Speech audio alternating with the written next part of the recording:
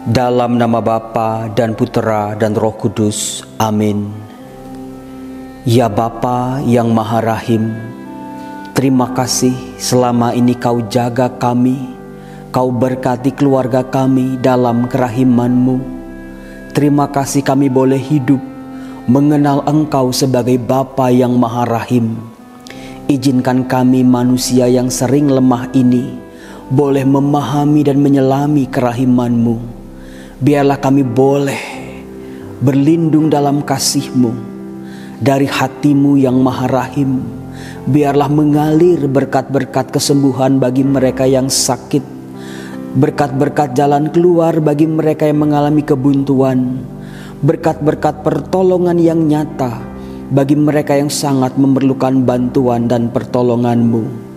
Bapa, pulihkan kehidupan kami, biarlah kerahiman-Mu menjadi kekuatan bagi kami.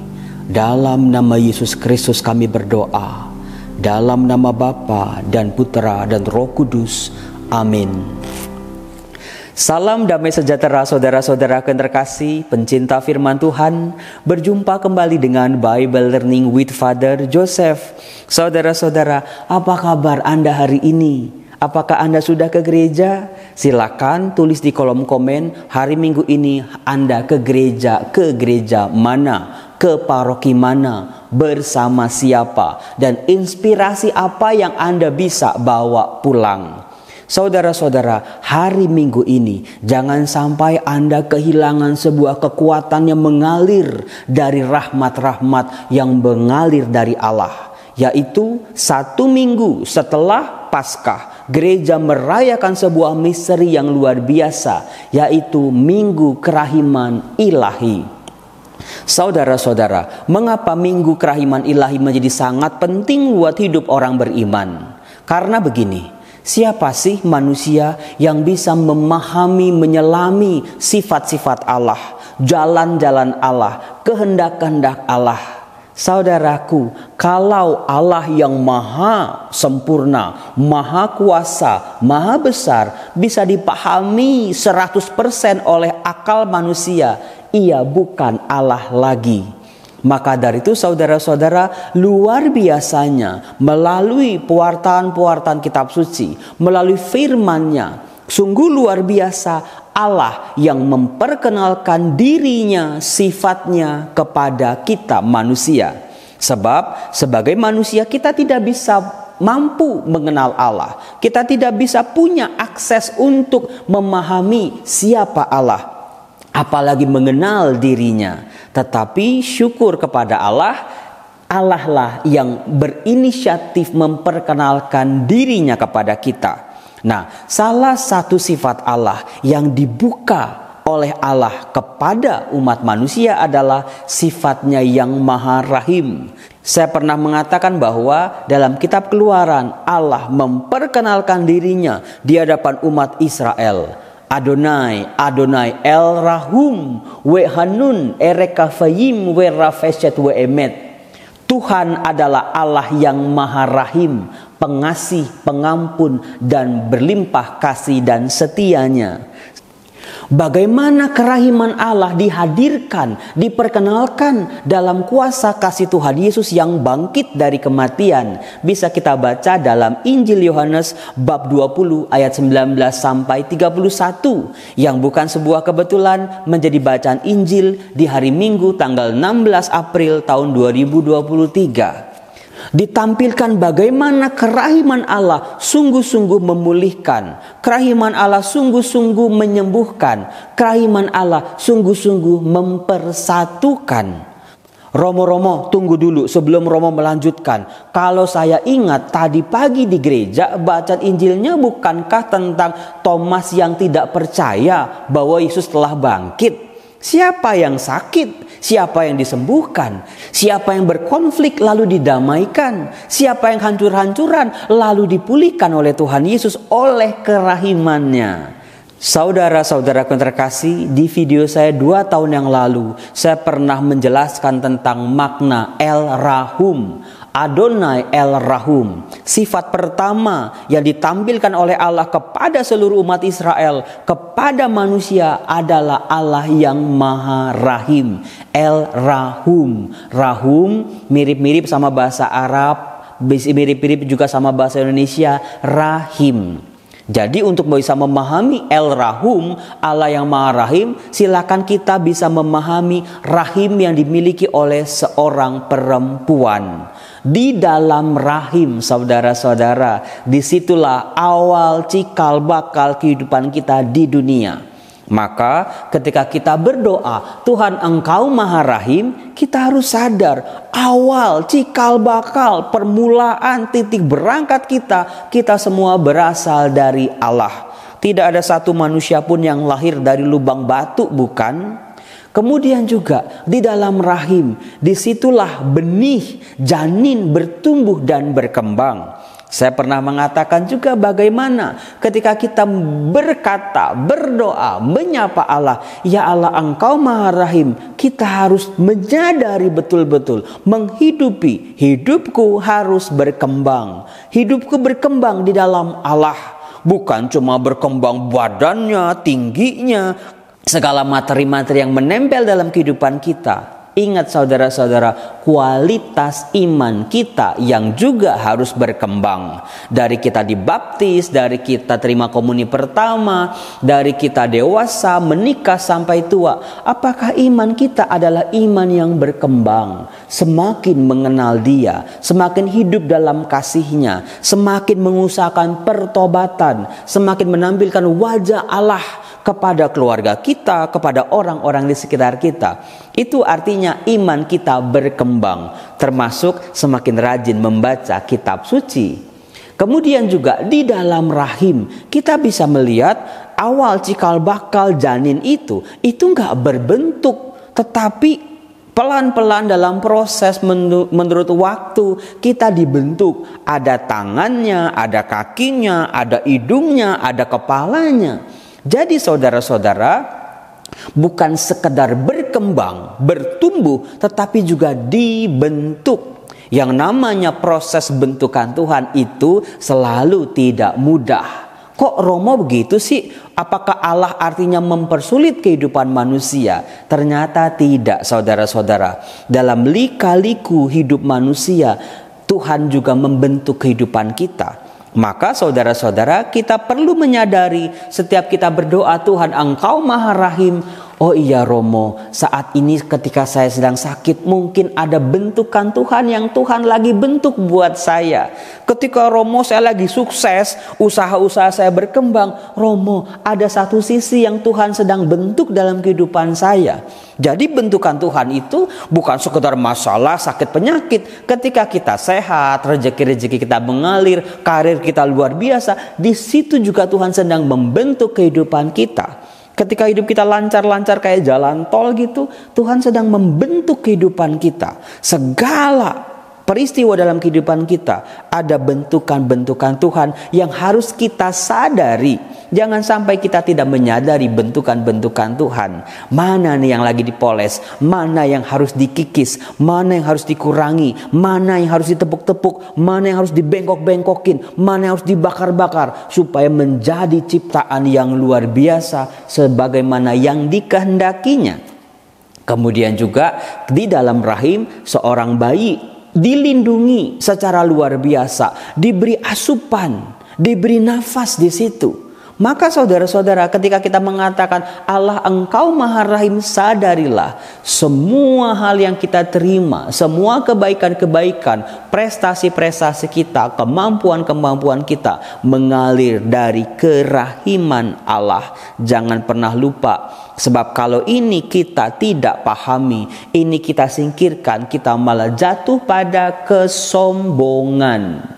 Kita yang dirawat, kita yang diasuh, kita yang dijaga, malah kita melupakan siapa penjaga kita, siapa yang memberi makan kita, siapa yang memberi kehidupan buat kita. Saudara-saudaraku, luar biasa. Kemudian juga saya pernah mengatakan bahwa ada sebuah hubungan yang sangat erat dan spesial antara bayi dengan ibunya di dalam rahim, yaitu ada ari-ari. Itulah ketika kita mengatakan Allah Engkau Maha Rahim, ada sebuah hubungan yang tidak pernah boleh putus. Hubungan inilah saudara-saudara yang harus kita jaga, harus kita rawat. Apa sebabnya? Karena seringkali dari kesombongan kita, dosa kita, kita terlalu sibuk sehingga kita melupakan Allah, melupakan waktu berdoa, tidak punya waktu untuk baca kitab suci, bahkan enggak menyelami firman-Nya. Kita dengan sadar ataupun tidak sadar sedang memutus hubungan itu. Saudara-saudaraku yang terkasih, ingat, ada sebuah hubungan yang tidak pernah boleh putus. Hubungan itu harus dijaga. Makin hari harus makin kuat. Maka doa-doa kita, hidup rohani kita jangan jatuh bangun terus. Makin hari harus makin kuat, makin berkualitas. Sehingga apapun masalah, badai, gelombang, hubungan ini tidak akan pernah terputus. Karena dijaga, dirawat, betul-betul semakin hari semakin kuat. Nah, saudara-saudaraku yang terkasih, bagaimana wajah-wajah kerahiman Allah itu tampil dalam peristiwa Thomas yang tidak percaya? Apakah yang bermasalah setelah Yesus wafat di salib itu hanya Thomas? Ternyata tidak. Semua murid mengalami masalah yang sama. Mereka kehilangan pegangan, mereka kehilangan arah, mereka kehilangan guru mereka yang selama ini membimbing, melindungi, menjaga, memberi makan kehidupan mereka. Bisa kita lihat begini, di ayat 19 Yohanes bab 20. Pada waktu malam di hari pertama pekan itu, jadi betul 1 pekan setelah Paskah, berkumpullah murid-murid Yesus di suatu tempat dengan pintu-pintu terkunci karena mereka takut kepada para pemuka Yahudi. Saudara-saudara, ingat baik-baik, pintunya terkunci. Mereka masih takut. Padahal mereka sudah mendengar kisah-kisah perempuan-perempuan yang menyaksikan makam kosong loh. Mereka sudah melihat bukti-bukti tentang kebangkitan loh. Pertanyaan bagi kita, kok mereka masih takut ya? Ada apa ini? Iman mereka belum jadi ternyata. Dikatakan pada waktu itu datanglah Yesus berdiri di tengah-tengah mereka dan berkata, "Damai bagi kamu." Sesudah demikian, Yesus menunjukkan tangan dan lambungnya kepada mereka. Lihat saudara-saudara, sebagaimana yang saya pernah ungkapkan dalam video saya, Tuhan Yesus yang bangkit adalah Tuhan yang membiarkan luka-lukanya. Luka-luka bukan menjadi kepahitan, tetapi sebagai tanda kasih-Nya bagi kita. Maka luka di hati kita, masa lalu kita tidak akan pernah bisa kita ubah, tapi kita terima dalam terang kebangkitan. Dikatakan murid-murid itu bersukacita ketika mereka melihat Yesus. Sekali lagi Yesus berkata, "Damai sejahtera bagi kamu. Sama seperti Bapa mengutus aku, demikian juga sekarang aku mengutus kamu." Setelah itu Yesus menghembusi mereka dengan Roh Kudus. Nah, saudara-saudaraku yang terkasih, kita pikir para murid ini setelah melihat Yesus dihembusi Roh Kudus, mengalami damai sukacita, akan menjadi pribadi-pribadi yang luar biasa. Tapi kita lihat saudara-saudara, diceritakan pada waktu itu Thomas tidak ada bersama-sama dengan mereka. Lalu yang terjadi, begitu Thomas pulang, para murid mencoba meyakinkan Thomas. Bayangin, 10 orang. Kan Yudasnya udah gak ada. 10 orang melawan 1 orang. Bayangin, 10 orang berkata, "Kami melihat Tuhan." Tetapi apa yang dikatakan oleh Thomas? Sebuah ungkapan ketidakpercayaan. "Sebelum aku melihat bekas paku pada tangannya." Lihat, melihat bekas paku. "Sebelum aku menaruh jariku ke dalam bekas paku itu." Lihat, makin ngeri. "Dan sebelum aku menaruh tanganku ke dalam lambungnya, sekali-kali aku tidak akan percaya." Saudara-saudara, ternyata bukan hanya Thomas tidak percaya pada Yesus yang bangkit, ternyata juga Thomas sedang mengalami krisis kepercayaan kepada teman-temannya sesama rasul-rasul yang lain. Thomas tidak percaya pada kesaksian-kesaksian para rasul ini karena mereka telah melihat Tuhan. Terjadilah konflik komunitas. Itu juga yang sering kali dialami dalam keluarga-keluarga, dalam komunitas, dalam kelompok-kelompok kita. Konflik intern namanya. Nah, saudara-saudaraku yang terkasih, pasti ketidakpercayaan Thomas melukai hati para murid yang lain. Pasti setelah itu keadaan menjadi tidak baik-baik saja. Karena apa? Kebersamaan dilandasi dengan ketidakpercayaan. Apa artinya kalau keluarga saling tidak percaya? Relasi suami istri, suami tidak bisa dipercaya oleh istri, orang tua tidak percaya sama anak, dan lain sebagainya. Riweuh, kacau, chaos komunitas ini. Kebersamaan ini begitu rapuhnya karena tidak dilandasi oleh saling percaya. Nah, kemudian saudara-saudara diceritakan 8 hari kemudian murid-murid Yesus berada kembali dalam rumah itu. Thomas bersama-sama dengan mereka. Nah, ada satu kalimat yang sangat penting. Sementara pintu-pintu terkunci. Nah, bukankah harusnya terbuka? Mereka berani, mereka mewartakan kemana-mana. Ternyata pintunya masih terkunci. Ada apa ini para murid? Ternyata yang problem bukan cuma Thomas doang. Ternyata 10 muridnya juga, imannya juga belum betul-betul mekar, tumbuh dan berkembang. Lagi-lagi Yesus datang, ia berdiri di tengah-tengah mereka dan berkata, "Damai bagi kamu, Shalom." Kemudian Yesus berkata kepada Thomas, saudara-saudara, sebetulnya bagi Tuhan Yesus yang bangkit bisa menampakkan diri kepada Thomas hanya berdua saja. Tapi penampakan ini dilakukan di hadapan para murid yang lain. Di depan para murid yang lain, Yesus berkata kepada Thomas, "Taruhlah jarimu di sini dan lihatlah tanganku. Ulurkanlah tanganmu, taruhlah ke dalam lambungku. Jangan engkau tidak percaya lagi, melainkan percayalah." Di situ Tuhan Yesus membuka lebar-lebar lukanya, termasuk lambungnya yang terluka oleh tombak. Di situ mengalir air dan darah supaya Thomas percaya. Bukan cuma untuk Thomas, supaya para murid yang lain juga percaya. Bukan cuma untuk 11 orang ini, supaya kita semua percaya. Nah, bagaimana saudara-saudara pemulihan terjadi? Oleh luka-luka Yesus, Thomas yang tadinya tidak percaya, para murid yang tadinya masih takut dan ragu-ragu, betul-betul dipulihkan, betul-betul disembuhkan ketika Thomas menjawab Yesus, "Ya Tuhanku dan Allahku." Di situ sebuah pengakuan luar biasa kepada Tuhan Yesus yang bangkit, bahwa Yesus sungguh-sungguh Tuhan dan Allah. Di situ 10 murid yang lain juga belajar dari Thomas. Jadi saudara-saudara, bagaimana Tuhan Yesus memulihkan, menyembuhkan, mempersatukan, memperbaiki relasi-relasi yang rusak dalam kehidupan kita, dalam intern kita pribadi, dalam kebersamaan kita bersama yang lain. Itulah makna kerahiman Allah. Maka Tuhan Yesus menutup, "Karena engkau telah melihat Aku, maka engkau percaya. Berbahagialah mereka yang tidak melihat namun percaya." Saudara-saudaraku yang terkasih, kita, saya dan Anda, termasuk orang-orang yang dikatakan oleh Tuhan Yesus berbahagia. Tuhan mau kita bahagia karena kita percaya. Nah, sejak kisah itu, kalau kita melihat di kisah-kisah para rasul, tidak ada lagi para murid berkumpul dengan pintu-pintu terkunci. Dari peristiwa Thomas, mereka percaya, yakin, mewartakan secara luar biasa Tuhan Yesus yang bangkit. Itulah makna kerahiman ilahi. Rahmat yang menyembuhkan, rahmat yang memulihkan, rahmat yang mendewasakan iman kita.